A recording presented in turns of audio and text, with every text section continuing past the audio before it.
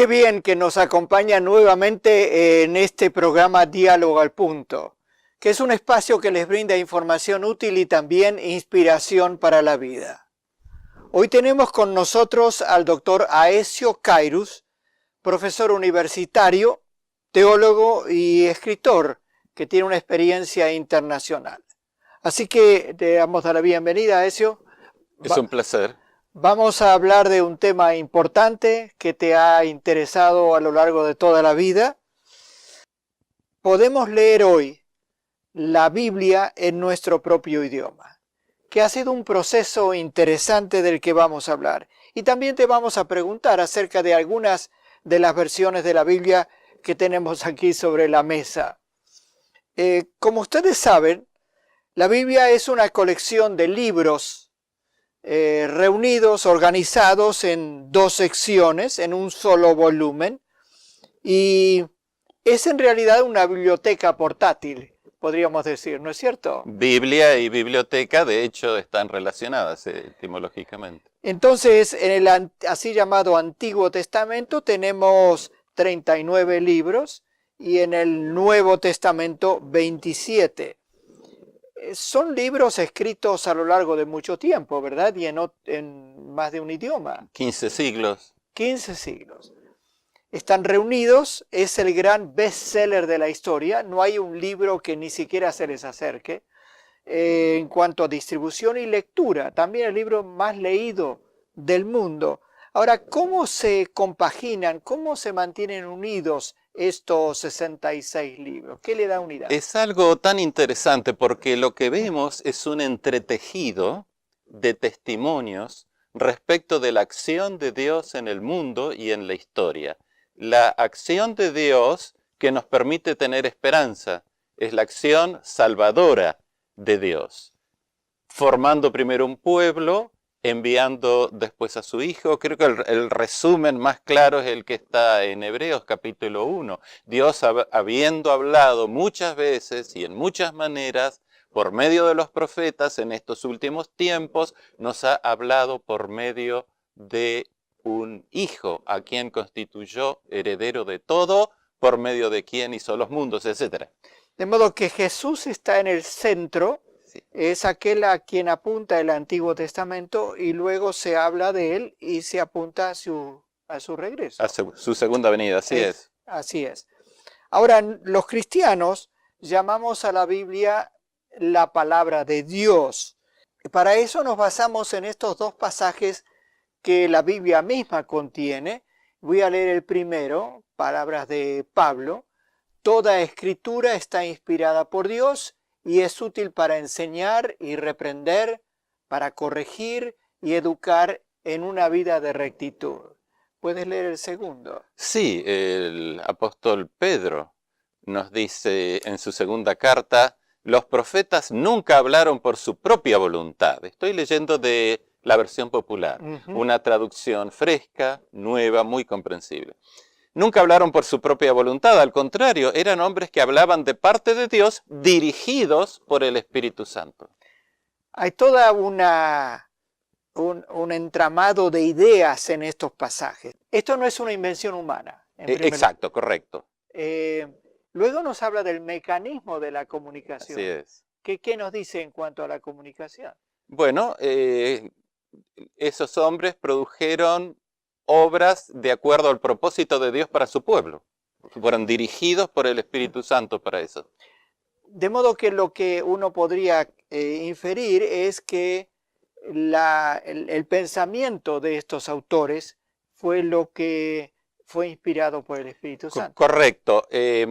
Dentro de ese proceso, parcialmente, hay momentos en que Dios revela al hombre cosas que el hombre nunca podría haber alcanzado a descubrir por sí mismo. Es lo que llamamos revelación.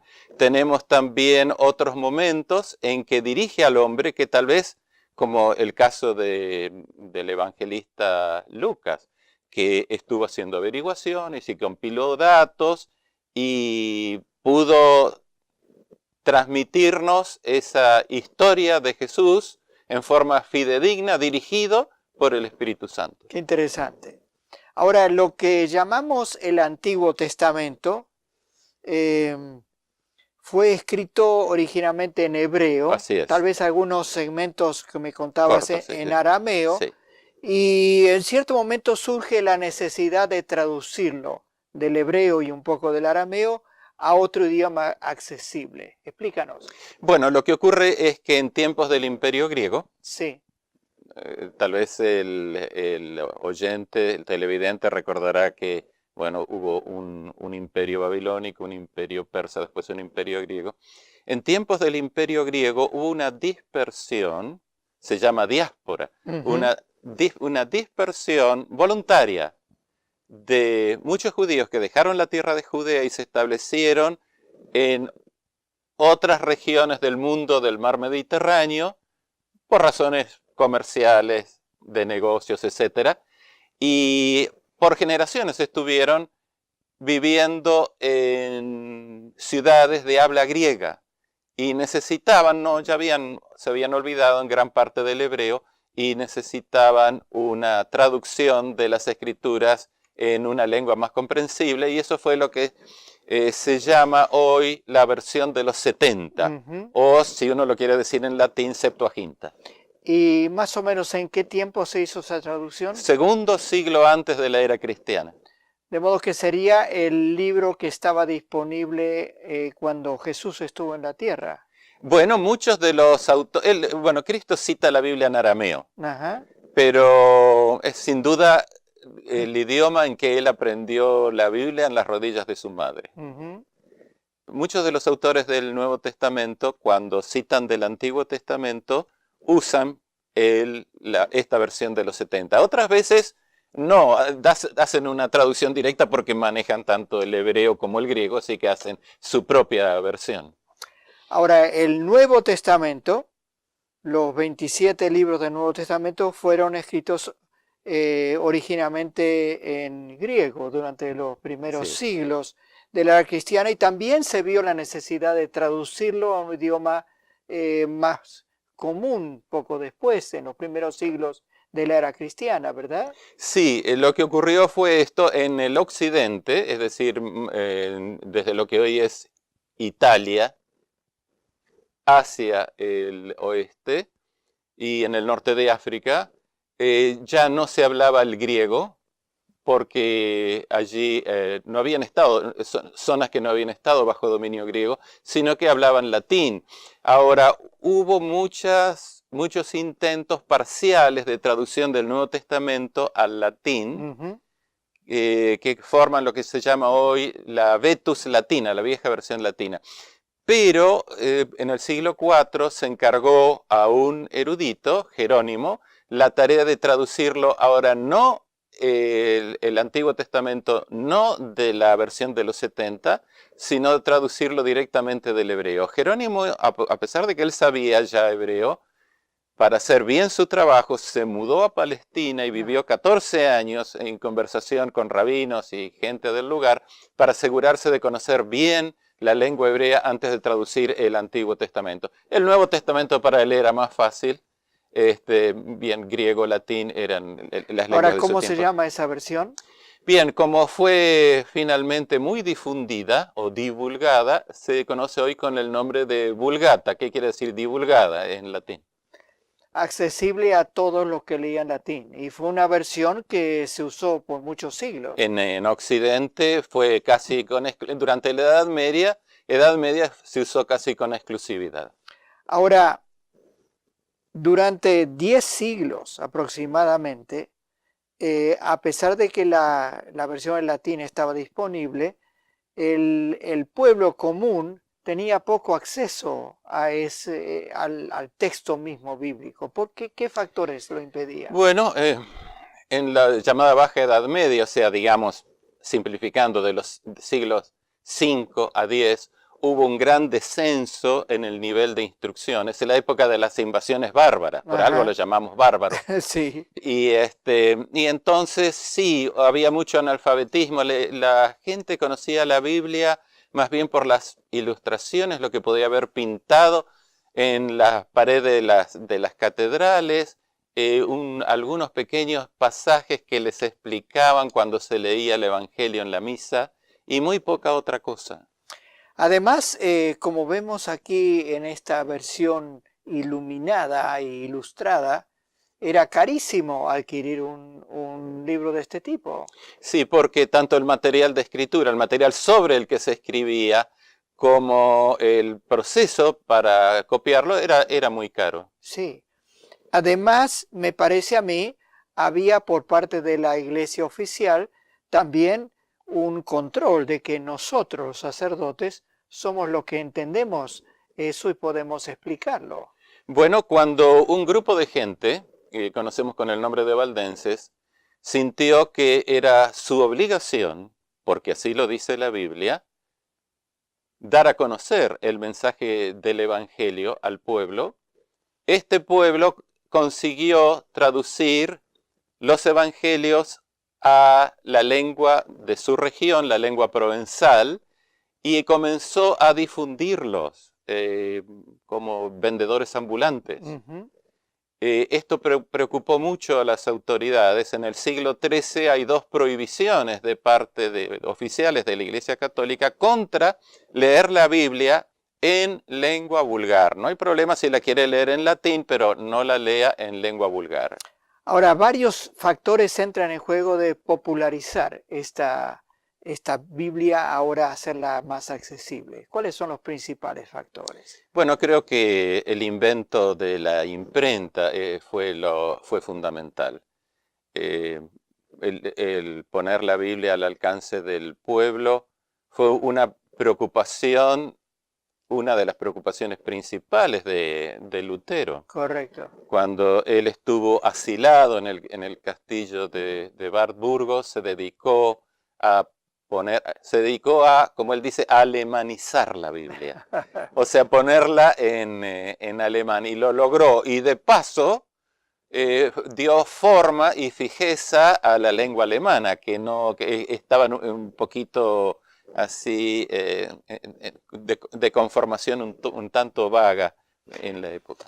Ahora, ahí entra en escena Casiodoro de Reina. Correcto. Y produce él una versión, de modo que hay una gran gratitud por parte de nosotros hacia él. Es decir, al decir que la Biblia fue traída por Lutero, recordemos que fue el esfuerzo de todos los reformadores. Casiodoro de Reina formó parte de la reforma protestante en España y él tradujo por primera vez la Biblia completa, Antiguo y Nuevo Testamento, a la lengua castellana o española, directamente de los originales hebreo y griego, y no a partir de la versión de Jerónimo. Tenemos aquí la portada, se la llama la Biblia del oso. ¿Por qué será? Ahí está la ilustración y podemos disfrutar de la dulzura de la palabra de Dios. Creo que eso es lo que nos está mostrando. Allí un oso que está aprovechando la miel de una colmena. Bueno, como ven ustedes, el tema es enorme, así que vamos a hacer un breve paréntesis y vamos a ahondar y ampliar un poquito este tema de las versiones al lenguaje que el pueblo puede entender hoy en español. Ya regresamos, no se vayan. La Red de Profesionales Adventistas es un registro global de profesionales que tienen una dirección electrónica y poseen un título universitario. Si usted desea apoyar la misión adventista con sus talentos y experiencia profesional, lo invitamos a inscribirse en esta red. Así podrá encontrar oportunidades de empleo y recibir anuncios de puestos vacantes en su especialidad.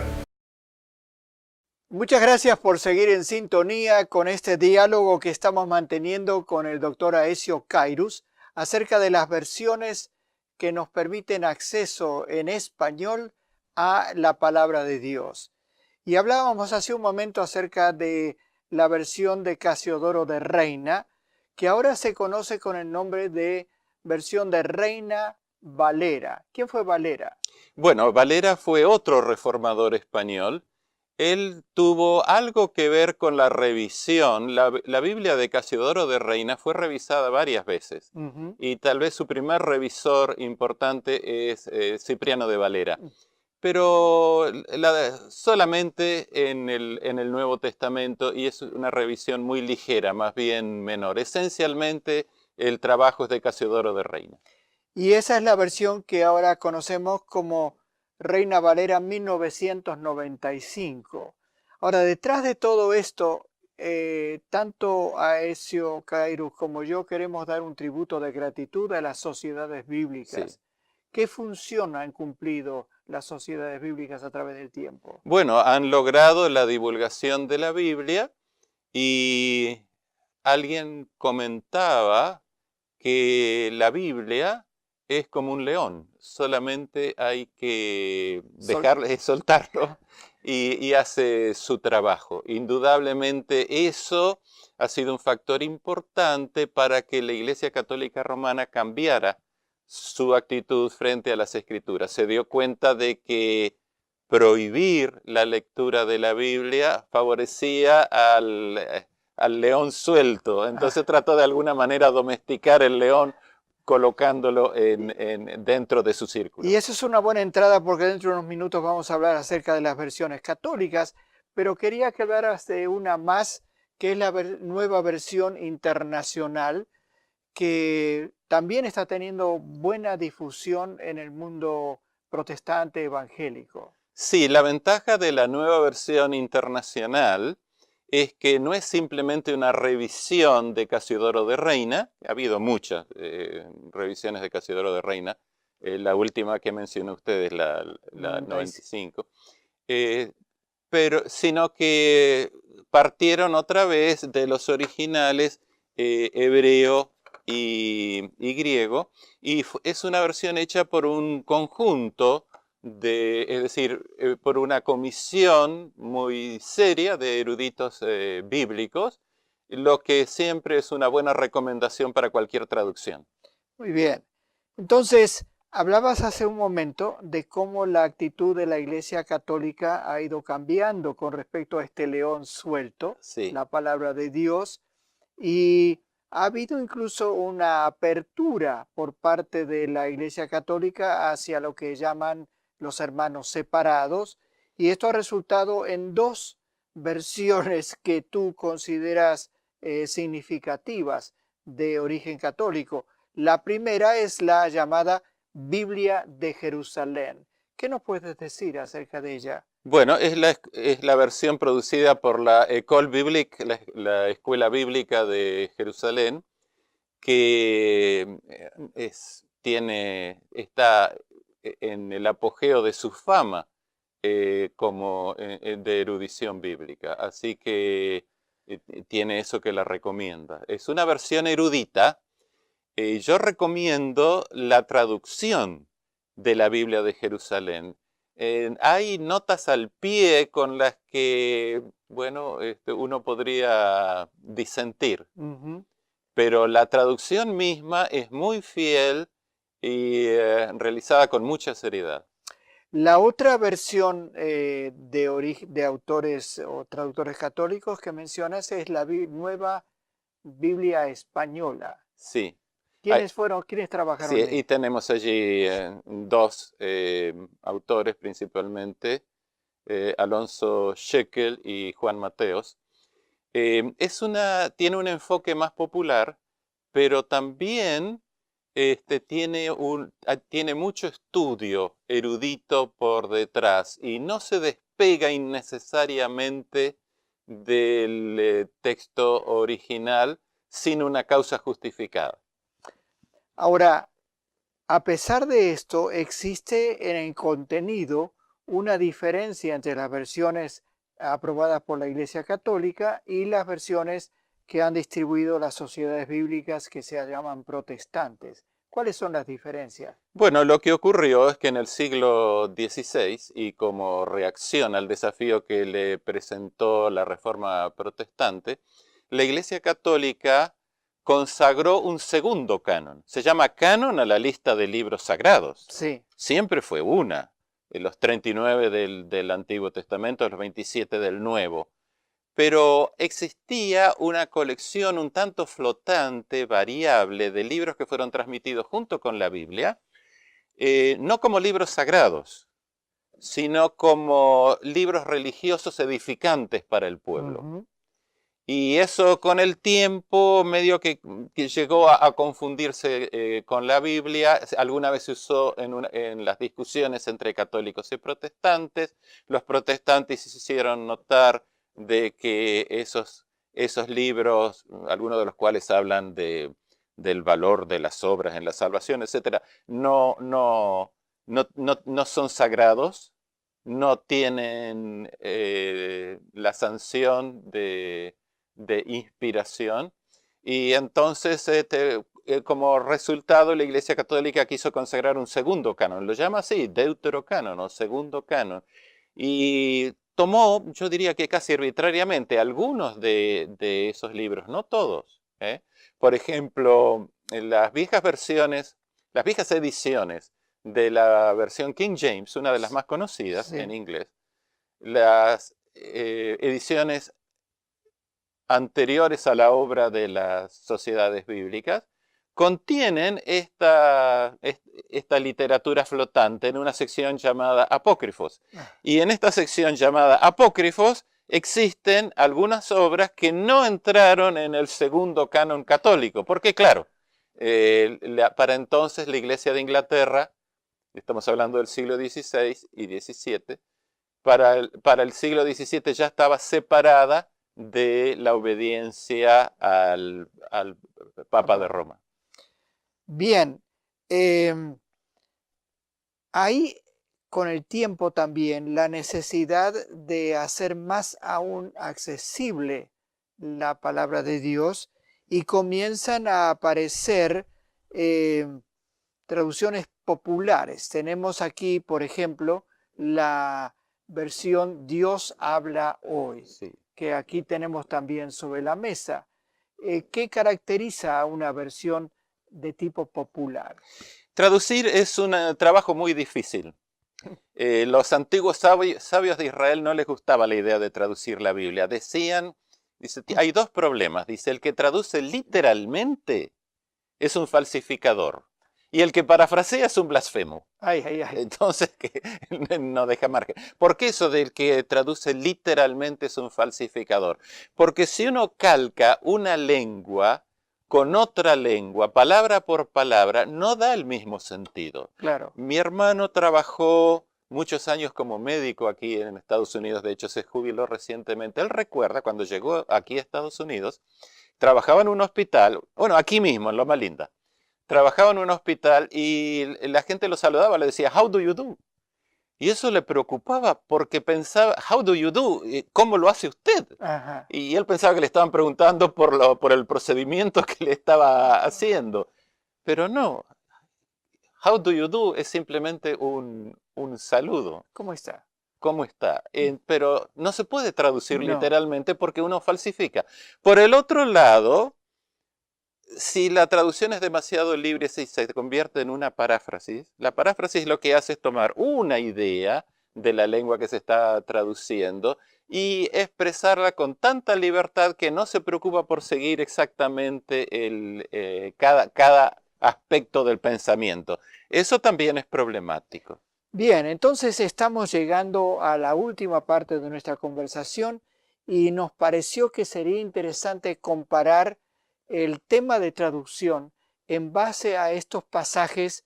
Si hubiera tiempo, me gustaría decir que la Sí. versión popular, por ejemplo, Dios habla hoy, no es una paráfrasis. O sea, Sí trata de volcar la idea del original en una forma idiomática moderna, pero no se despega innecesariamente. Lo mismo también se puede decir de la Nueva Biblia Española de Shekel y Mateos. bien, y aquí tenemos, en el principio crió Dios los cielos y la tierra estaba desadornada y vacía, y las tinieblas estaban sobre la haz del abismo, y el Espíritu de Dios se movía sobre la haz de las aguas. La versión de Casiodoro Reina 1569. Interesante. ¿Cómo se lee eso en la versión 95?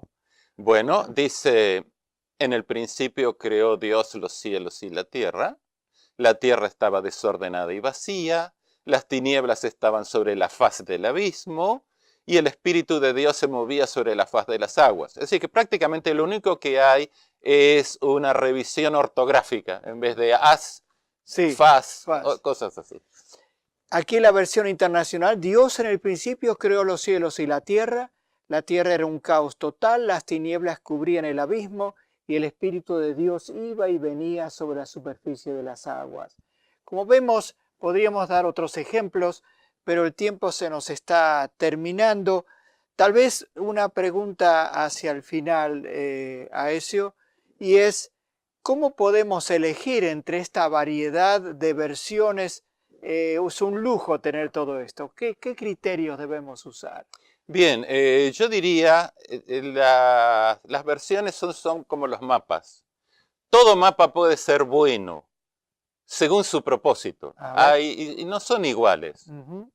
Qué sé yo, un mapa de las comunidades indígenas de Sudamérica no es igual a un mapa para navegar alrededor de Sudamérica. Ya. Pueden ser, cada mapa tiene su propósito. Lo mismo ocurre con las versiones. Las versiones populares, la versión popular, por ejemplo, es especialmente buena para los jóvenes, diría yo, y otros nuevos lectores de la Biblia. Muy bien. La manera como expresa el plan de salvación, que es tan fundamental en la Biblia, la manera como se expresa el plan de salvación en la versión popular es sumamente clara. Y eso ha ayudado a muchísimos nuevos lectores de la Biblia. Bien, muchas gracias, Aecio.